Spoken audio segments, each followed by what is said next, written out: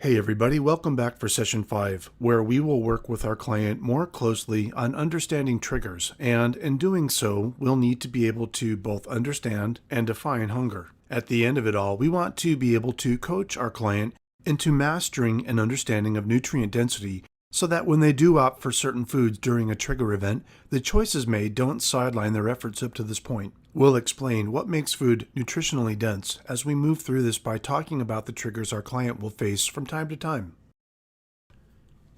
It really shouldn't surprise you to learn that hunger is a really common trigger for our client who is trying to cut down or restrict calorie intake. So that's what we really want to look for during this session with our client.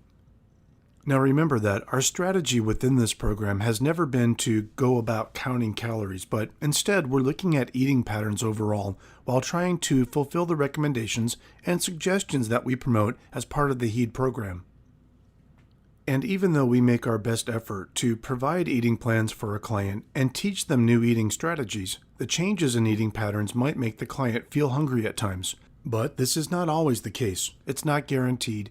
And in fact, if your client reports bouts of hunger in between sessions, you might want to look closer at their food logs to make sure that they understand the principles of the program overall and the patterns used for meals. We do want our client to openly communicate information about their responses to the program, and if hunger is one of them, you may need to troubleshoot deeper.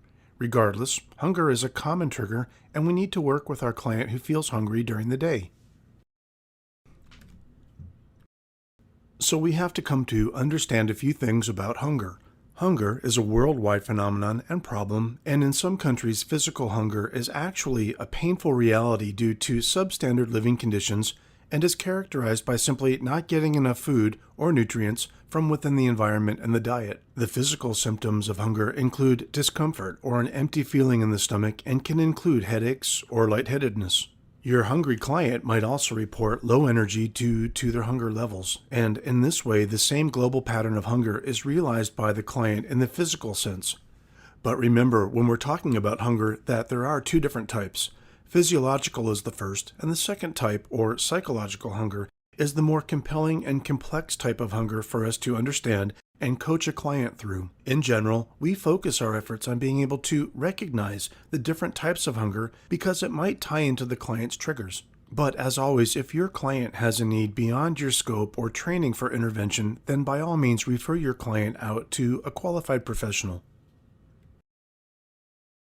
If we are hungry from physiological reasons, which would be due to having no food for fuel, this is something that will typically activate physical symptoms like a growl in the stomach, or we might have other physical symptoms that have been mentioned before, like feeling lightheaded or even headache pain. And these are all side effects of having low blood sugar. So it makes sense that we would also see very low energy levels or hear these comments from our client. But in fact, hunger affects people differently, and how your client responds to it will be unique from one client to the next. Some people also will allow physical hunger to transcend into a psychological type of hunger, but again, that's a different matter. So it's easy for us to relieve the symptoms of physiological hunger, and that's done just by eating food. If your client is hungry and they have access to healthy food choices at a reasonable cost and convenience, then we can resolve one type of hunger pretty easily. As mentioned previously, the more challenging type of hunger to understand and address or resolve is the psychological type. Psychological hunger occurs when there are no physical indicators or cause.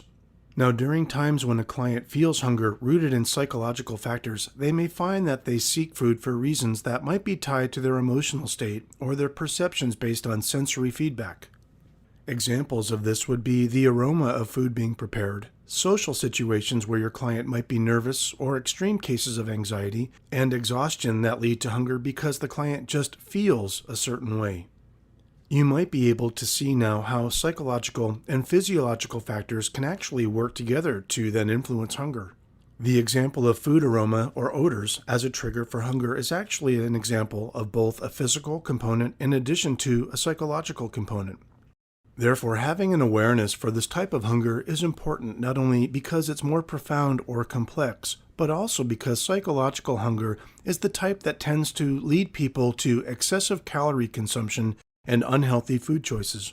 Now, it's natural for our clients to seek food when they're hungry or when they know it's the right time for them to eat. And we don't really need to overanalyze this natural, instinctive type of trigger as a problem.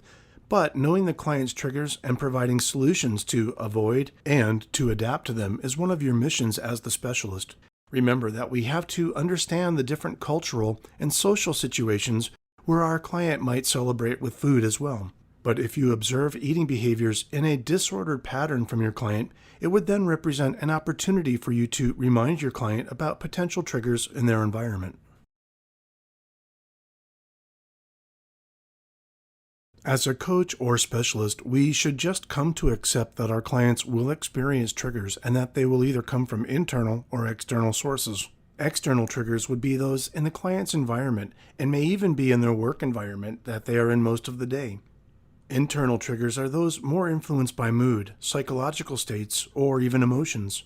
So these potential eating triggers can disrupt the flow of an eating plan or a pattern that we put in place for our client.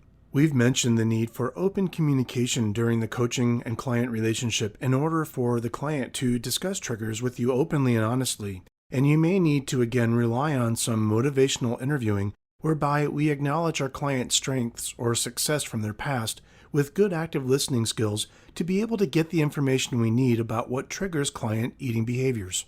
So try asking the client what they think is the cause of their triggers and have them reflect on what would likely make them lean towards choices that would lie outside of the HEED program. Since you should be using food logs with your client, you may want to consider adding this item into the template of the daily logs that you develop for use with your client. In this way, if you're lucky, your client will use the food log templates to be able to report and reflect about triggers that they faced on a given day. And if and when this information is provided from your client, be sure to follow up with more questions. For instance, ask the client if they were aware of any thoughts or feelings that they had during the triggering event, or could you even try to assess maybe their state of readiness for where they are in terms of confronting the risks of triggers. Furthermore, some clients might find value in writing reflections about triggers, and a competent specialist would find a way to incorporate control of triggers by using the reward system that we've described in a previous session. So however you strategize to break the client of these bad habits or by falling victim to triggers using food logs or accountability, completing this task will be important in order to build future session work on top of this. After identifying triggers, the next logical question should be, what do we do about them? We need a strategy that we can coach our clients to use for effectively managing their triggers. We recommend that you try using the adapt and avoid approach. Encourage the client to replace unknown triggers with a different activity or recommend a change in the situation. If adapting strategies prove to be ineffective, incorporate the second part of the approach into the client's arsenal, which is to avoid those situations that are known to create a trigger for them. Now, if you observe behavior that breaks the patterns of effectively dealing with triggers, then open these items up for discussion with your client during the session and have them provide a reflection about what led to the triggering event. Sometimes, and ideally, we're able to identify potential triggers for our client before they're even aware of them for themselves. An example would be a client who would typically be at the gym when it opens at 5:30 a.m., but finds that a change in their job time and schedule makes it impossible for them to go out and enjoy starting the day with some activity. By using the adapt and avoid method, the client could try to adapt to the situation by going to the gym in the evening, and if that didn't work for them, they might look for a home gym solution to avoid risking not working out at all. One of your goals is to stop anything that interrupts your client's eating patterns or their activity levels in the way that they've been planned. So we're really not looking to restrict calories or food intake per se, but what we are looking to do is to add more variety into your client's eating plan. So what that means, what we're really aiming for is to, in some cases, re-educate or reorient the client to be able to help them understand that there are new food options available for them, and that there are also some that are off limits from their old eating patterns as well. At times, you'll see that some of your clients might need to change the timing of their food intake or to reevaluate the portions they consume and understand portion control as part of the lifestyle and weight management plan following HEED guidelines. But in order to convince your client that there are no bad or good foods, we need to provide them with options. In general, try suggesting and recommending foods for your client that are what we call nutrient dense. Now, by definition, nutrient-dense foods are those that provide substantial amounts of vitamins and minerals and other nutrients and relatively few calories, and nutrient density is one way for your client to make healthier choices.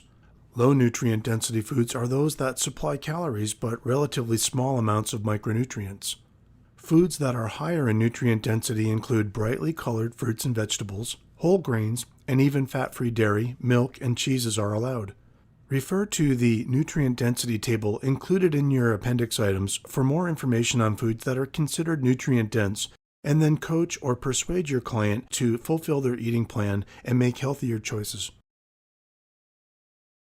Your goal, therefore, or basic message that you provide to the client during this session about nutrient density is for them to be able to understand that nutrient density is good because it provides them with more nutrition, more nutrients, while remaining low in calories, and is therefore considered a nutrient-dense food and allowed on their plan. This is the bottom line for describing or explaining the concept in layman's terms for your client, but be sure to emphasize that nutrient-dense foods don't have to be boring or taste bad. Start by looking for these items in your client's food logs that might be examples that they're already eating. Use positive reinforcement to demonstrate situations where the client has made some good food choices with nutrient-dense foods, and they will then learn more about healthier snacks and be positively reinforced and then better able to manage their weight and be successful in this program with regard to changing eating patterns and the types of foods that they consume. In Session 5, we talked about what caused your client to maybe experience triggers, and we even encouraged reflection about triggering events if needed. Through positive coaching interactions, a specialist should help your client to understand where their triggers are coming from. Would they be internal, or are they coming from external factors for your client?